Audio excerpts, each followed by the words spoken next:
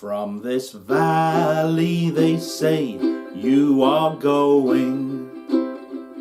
I will miss your bright eyes and sweet smile, for they say you are taking the sunshine that has brightened our pathways a while.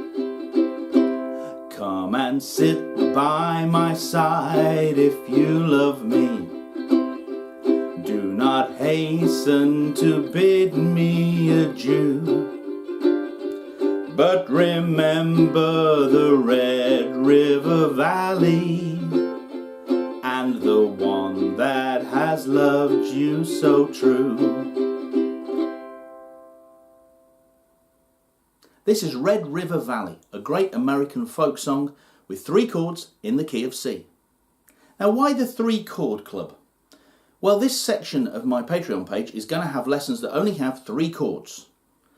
The thing about 3 chord songs is, apart from the fact that there are thousands and thousands of great 3 chord songs that are great fun to sing and great fun for your audiences to listen to, they also teach us a lot about how songs are put together, how they work, so we can learn an awful lot from playing 3 chord songs.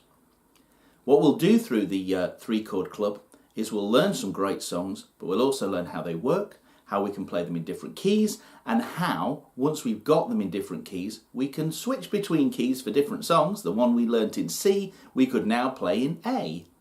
And we know some cool things in A that we can do that maybe we can't do in C, and vice versa. And I'll be teaching you all of those extra little things that we can put into these songs to make them more interesting, more exciting. But back to Red River Valley. If you look at the chart that comes with this lesson, hopefully you've downloaded that, you'll see that we have a fairly traditional song sheet. The lyrics, the chords over the lyrics. You'll notice also the chords are only over the first verse, not the chorus in italics, and not any of the following verses. And that's because they're all the same. So once you've got that pattern, you don't need to be reading. This is another thing that's good when we're playing these 3 chord songs. We can get away from reading the chords very, very early on, because there are only 3 to choose from. At the top of the page, you might never have seen anything like this before. This is the same information in a different way. We have a table, and in each square on that table, each cell has either nothing or a chord, or in one case 2 chords. We'll get to that. Each one of those is a count of 4 in the case of this song, because this song has a 4/4 rhythm. It means that we can play this song without actually knowing how it goes. We can't do that with a song sheet. We have to be able to sing it to know when to change. If we don't know when the word smile happens, we can't know to change to G7. If we don't know it, and we're not playing along with someone that does know it, we're in trouble. Whereas this kind of chart, you could hand this to somebody, say, I want to sing this song. Here's the chart. They would play it, you would sing it, even though you'd never heard it before. Let's step through that chart and see what's happening. Every square on our chart is a count of 4. Now, that doesn't mean that our right hand has to go 1, 2, 3, 4. The count of 4 is this kind of internal clock. We're counting to 4 in our head. It's dividing up time. It tells us how long that chord lasts for, but not the rhythm we have to play. That's down to this. So we could go, which we will do to start with because it's easier to begin with. We can count to 4 and strum 4. 1, 2, 3, 4. But bear in mind that we could go 1, 2, 3, 4, or 1, 2, 3, 4. Or 1, 2, 3, 4. They all have a different feel, a different style if you like, maybe you call it a different genre. They have a different rhythmic effect that makes us think of a style of music, but they all fill up a count of 4. And that's where the idea of counting time and rhythm are different, and we'll come to that in later lessons. For this song, we're just going to strum 1, 2, 3, 4. 4 downstrokes. If you're not sure about your C, F and G7 chords, there are also diagrams on that chart for you. But don't worry about that. If you know those, you can feel free to ignore those. You can also feel free to play C, F and G7 in any position you happen to know on the fingerboard. So if you know a different one, go for it. Let's play through the chart really slowly. We'll do it all together. Here we go. I'll count us in. 1, 2, 3, 4. C, 2, 3. And another C, 1. And a third, C, 2, 3. G7, 2, 3, 4. C, 2, 4. F, 2, 3, 4. 2 Cs, 2 G7s, C, 2, 3, 4. It's good to do that a good few times so you get a feel. That C at the beginning lasts a long time. But all of the rest of the chords up until that bar with 2 in, the G7 lasts a bar, the C lasts a bar, the F lasts a bar, the final C lasts a bar. So the only ones that are different are the bar with the C and the G7 in it, and the 3 bars at the beginning that are all C. Start to get a feel when you sing the song of where those chord changes are coming. You shouldn't be thinking about them happening now and then trying to change. Start to anticipate them. So let's play the song together. You can use the chart, you can sing with the lyrics. If you want to, you can use the chords above the lyrics, whatever works for you, but try them all out. You might want to rewind. Gosh, how old am I? Rewind. You might want to, what do you call that? Drag your little slider back and go through this section multiple times, singing it, not singing it, playing from the words and chords, playing from the chart, just so you get a feel for how this song goes. Here we go, all together. 1, 2, ah.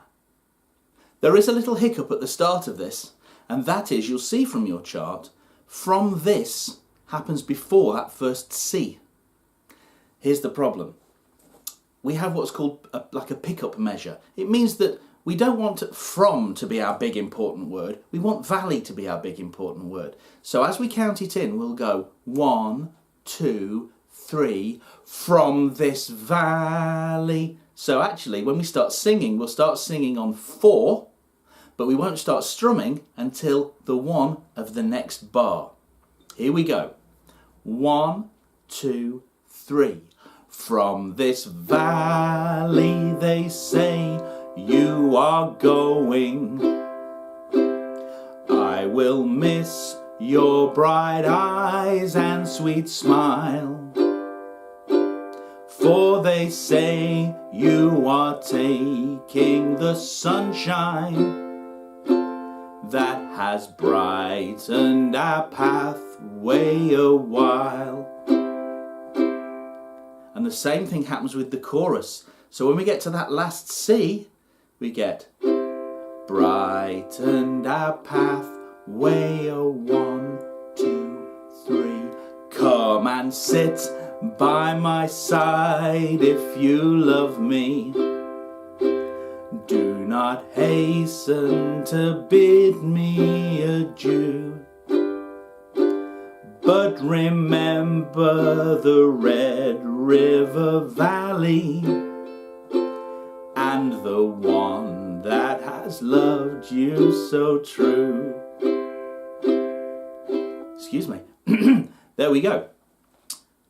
That's the basic structure of the song. It's not sounding very exciting so far, but that's because we're just marking time with our right hand. Play through that a few times and get comfortable with how the pattern of the song works. Then what we're going to do is we're going to liven it up. We're not going to just go, that's not exciting. It's not something you would want to tap your foot to. It's not very danceable. So the first thing we're going to do is double up our right hand.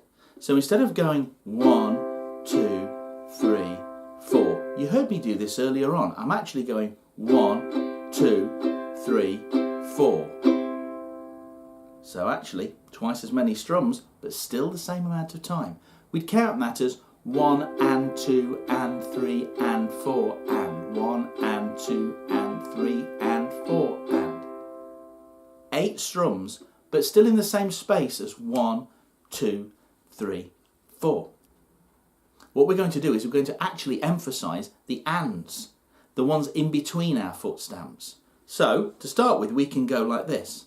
A small strum on the beat. And when I say a small strum, I mean just try and catch 1 or 2 strings. your C and G strings, the two strings nearest the ceiling, with a little bounce, rather than all the strings. And I'm strumming just with my index finger. And then every other strum is all the way down. So we get this. Little, big, little, big, little, big, little, big. And 2, and 3, and 4, and. We're emphasising the and, the offbeat. And that's what gives this kind of music its pulse that we're very, very familiar with. We hear it right through into rock and roll and modern, hip-hop dance music, anything like that you hear on the radio now. That offbeat, or that backbeat, is covered by the modern drum kit and where the snare drum falls. It doesn't tend to fall on the 1. It tends to either fall on the and or on the 2 and the 4, depending on how fast or slow we're counting the song. Let's try it together with this. We're going to go, little is when we would tap our foot or say 1, 2, 3, 4. Here we go. Little, big, 1, and 2, and 3, and 4, and. From this valley they say you are going. I will miss your bright eyes and sweet smile, for they say you are taking the sunshine that has brightened our pathway a while. Already it has that bounce to it. So that's going to be the end of our first lesson in the 3-Chord Club. Thank you so much for supporting me, for being a patron. We're going to have loads more exciting lessons. We're going to develop this further with more 3-chord songs, but we'll come back to this song when we've learnt more about other 3-chord songs and develop this song further.